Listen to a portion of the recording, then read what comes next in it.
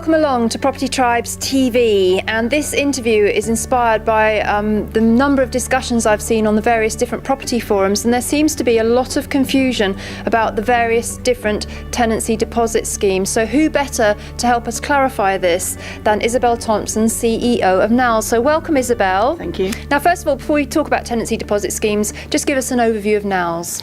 NALS is a licensing scheme for lettings and management agents, and effectively agents have to meet clearly defined standards of customer service and have insurances in place to protect client money before they can display our logo and be part of the scheme.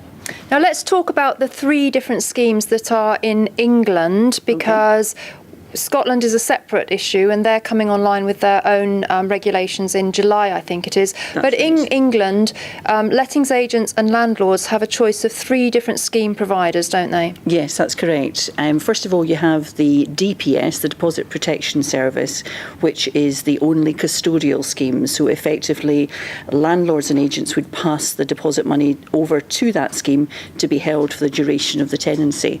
The other two schemes, My Deposits and TDS, or the Dispute Service, are what we know as insurance-backed schemes, which effectively means that in the event of the agent misappropriating the deposit, the schemes would always make sure that the tenant is reimbursed. But what is perhaps not so widely known amongst landlords is their responsibilities in relation to deposit protection, and that the schemes have different rules and the landlord might find themselves actually being sued for that deposit money. So that's something you'd really want to take into account if you were a landlord, and just familiarise yourself with the requirements of the different schemes. So read the small print, essentially. Definitely, and I would say that also for tenants. Tenants want to make sure that they know what their unique deposit protection number is, and even go to that scheme and double check that the deposit has been registered. So how would a letting agent or a landlord go around choosing which is the best scheme for them? What should they be looking at? Well, I mean, it's down to the individual agent to make a commercial decision as to which scheme they want to use. It will also depend on how many the deposits they protect in a year. If they're a smaller agent, they may favour one scheme over the other because of the pricing. But effectively, all of the schemes comply with the legislation.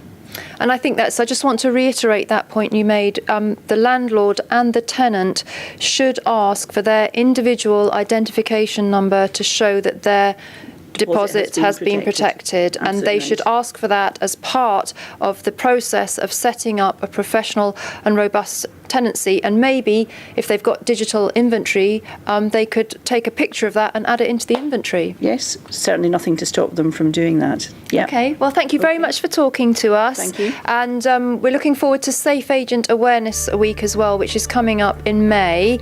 And this again is to bring visibility to the issues of setting up a professional tenancy and client money protection. Yes, absolutely. And NALS is a huge supporter of Safe Agent. Thank you very much for talking to us, Isobel. Hope you found that interesting and it's given you some insight into the different schemes that are out there. Thanks for watching.